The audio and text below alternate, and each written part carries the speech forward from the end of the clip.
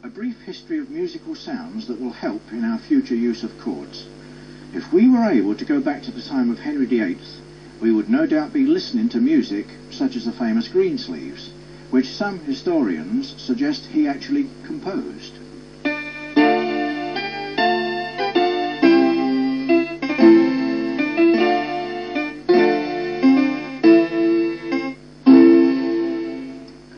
By analysing the notes that occupy the important places, we find the melody to entirely consist of the first or the third or the fifth notes of the chord. 1, 3 and 5, 5, 3, 3, 3, 1, 1, 5, 3, 1. If we were to take other tunes of Henry VIII's reign, we would find the same numbers being used all the time.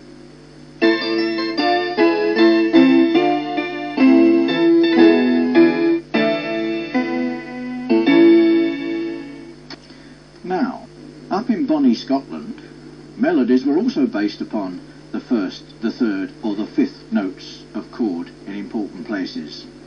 1, 1 and 3, 1, 3, 5.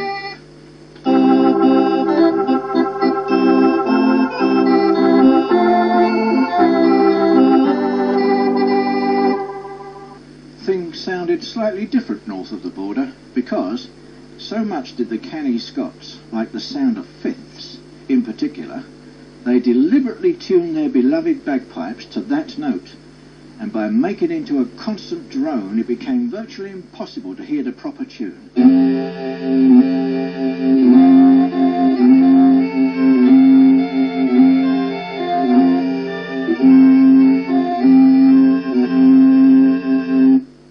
Fifths caught on so much that in monasteries all over the world the monks raved it up to harmonies of the fifth and nothing else.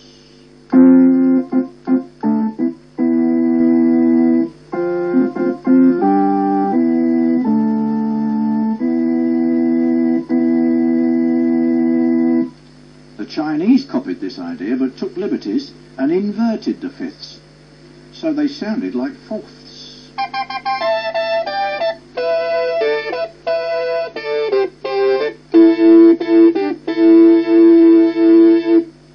Note-wise, music didn't change much over the centuries, and coming up to Victorian times, the family would spend Sunday afternoons in the front parlour still playing and listening to 1s and 3s and 5s forming the melody in important places.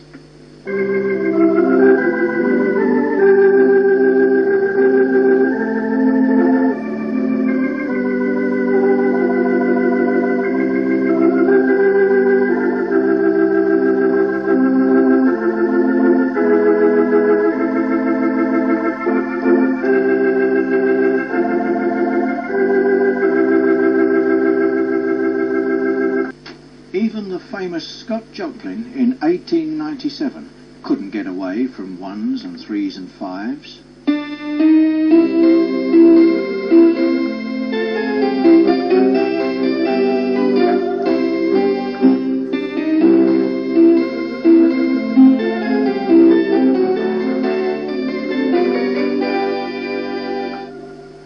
It wasn't until the advent of blues in New Orleans at the turn of the century that a new note emerged, the sound of the seventh in important places.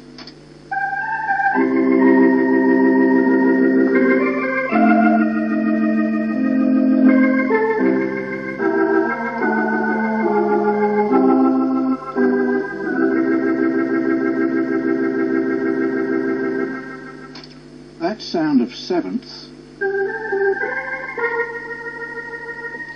is what makes the blues, and it can be said to be the very birth note of jazz and modern music. Blues originally started as sad music played for funeral processions.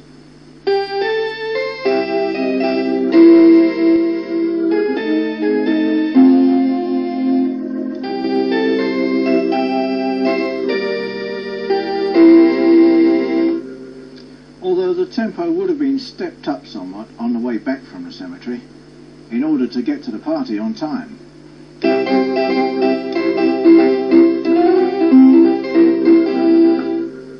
Older Victorians must have been horrified at hearing this new sound of the seventh, which their ears had never been used to. But given time, it became accepted. Even so, our brave troops marching off with the intent of wiping out the German army in the 1914-18 war were still singing just ones and threes and fives.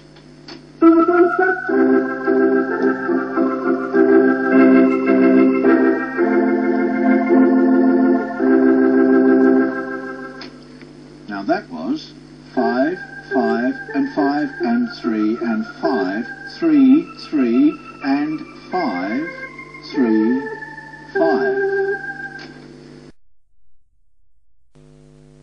It wasn't until the 14-18 war was over that music started to use happier sounds, although America had started it off with syncopated ragtime in 1912.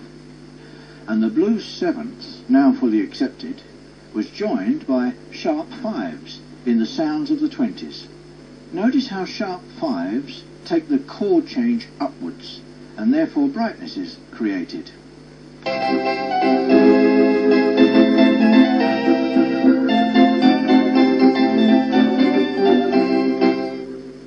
Lively tunes and dances such as the Charleston became fashionable, and in one such tune, the Black Bottom, we hear an even newer sound introduced, that of the ninth, which may well have been the very start of a new era.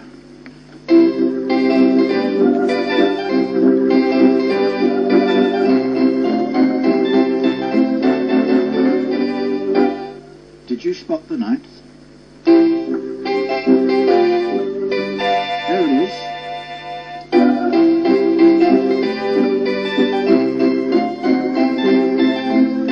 And there's another one. They say that the Black Bottom was composed by a Jewish tailor from New York by the name of Sidney Greenbaum, but he couldn't very well call it that. By the mid-30s and into the 40s, melodies were using sixths and thirteenths. If you think about it, the 13th is only a sixth but played high above 7th.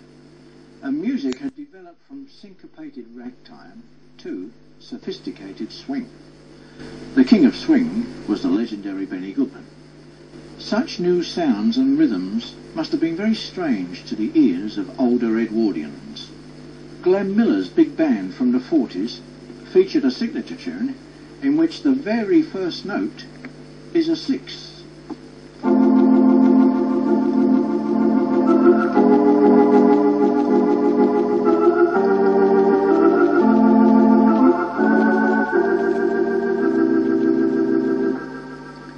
For a short while, every swing band used endings to their arrangements which featured the sixth.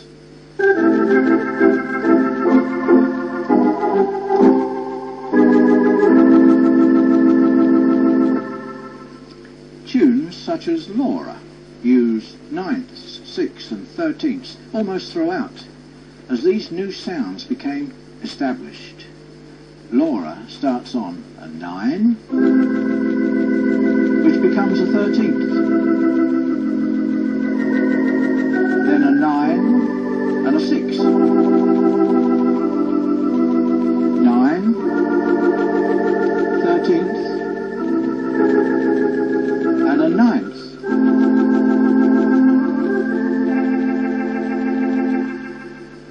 Entering the 50s, swing became modern jazz, featuring flat ninths and sharp nines, and the very strange sounding flat and fifth. Jazz improvisation of this style became known as bebop.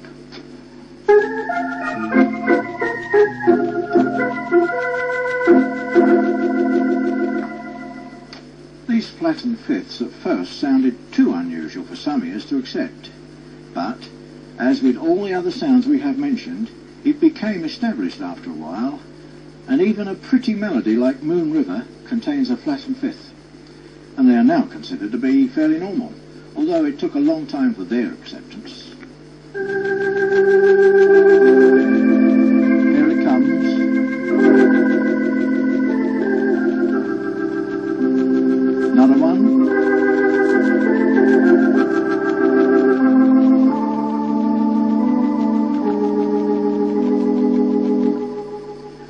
Incidentally, classical music contains all the same sounds, including the flattened fifth.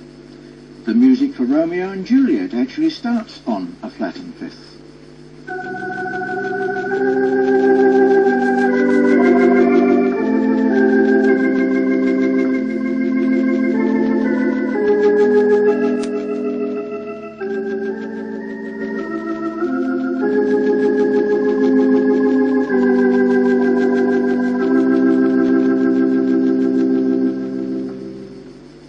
If you listen carefully, you'll find a sharp 9 in the middle 8 bars of Misty.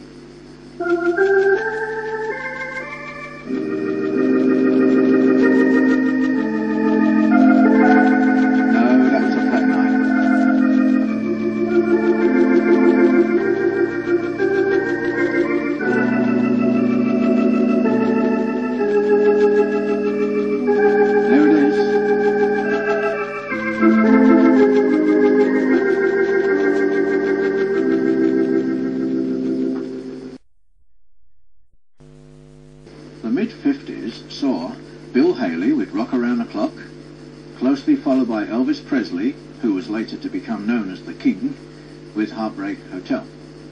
Their simple style of music tossed all sophistication aside and reverted to the original 3 chords used in the blues nearly 60 years beforehand, but played with a modern style beat.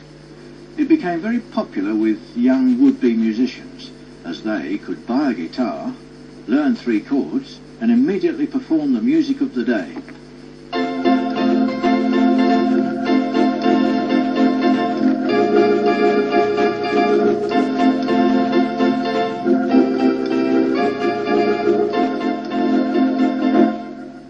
And so on. Thus was born rock and roll, or the 3-chord 12-bar blues reincarnated. And some time was to elapse before we were to hear the emergence of a 4th chord in Elvis records. As the popularity of rock and roll gained momentum, musical composition took a giant step backwards to using 1s and 3s, 5s and 7s only, with the simple chords that such notes come from, and was faced with the task of growing up all over again. However, there was a section of the musical world that was not prepared to forsake all the inventive and imaginative sounds that should be present in music. They were known as musicians, and by merging all good musical notes with a Latin American feel to provide a more exciting rhythmic approach, there was born the bossa nova.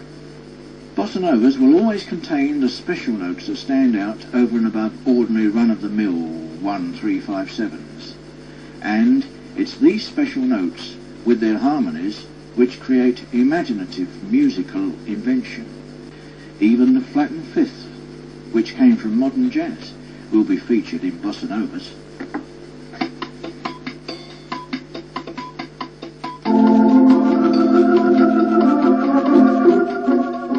There's one.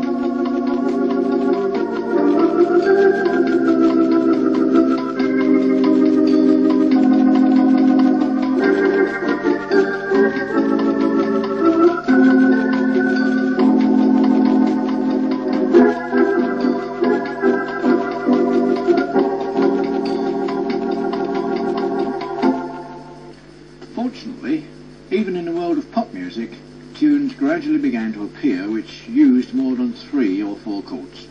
The Beatles' Can't Buy Me Love, for instance, which was in the charts for 14 weeks in 1964, uses the same old 3 chords in its verse, but manages to call upon a further 3 in the chorus.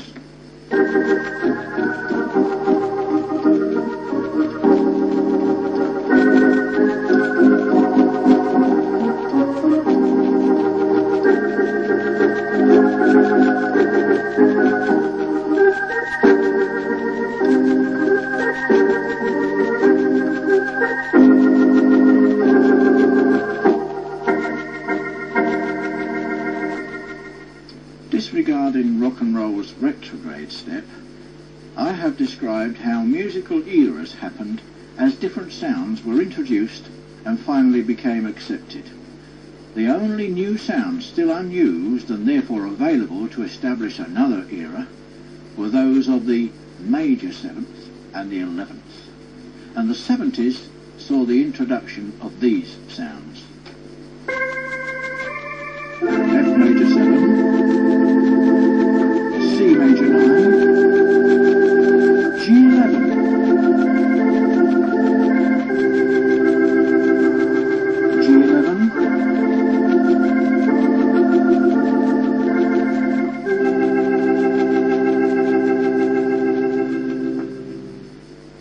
Major 7ths and 11ths are still very much the order of the day, and we can update chords which belong to past times by bringing in the 11th, as long as it doesn't conflict with the melody note. For instance, the chord of the 13th, used so much in the 40s and the 50s, and which we have seen to be built as 7, 8, 10, 13,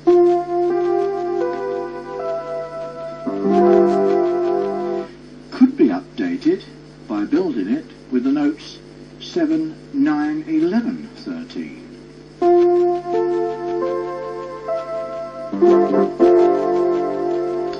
And this inclusion of the 11th makes it sound modern. So we have the old 13th,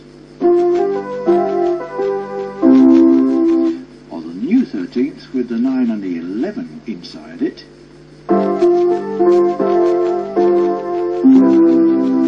which updates it to today's times. There are no more new notes left which would create another step forward, and today's pop music has been forced to concentrate on bringing the rhythmical drum beat to the fore, as in the case of disco music.